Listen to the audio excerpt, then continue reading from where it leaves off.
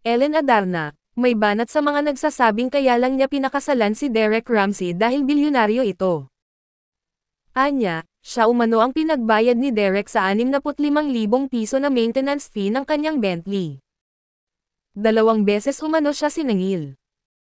So, funny story, tatong pagkuha na ako sa Bentley, yan yung boy, ay ma'am, may babayaran kunin mo lang sa kasa, may babayaran kasi pinaservice, Mr. Okay. Nga, gikuha naman siyang boy, so nakunin ko sa kasa, karon pagkuha na ko sa balay, waray 1 hour, that's yung boy, ma'am, i-deposit mo na lang sa account ni Sir D with the bill for the second time.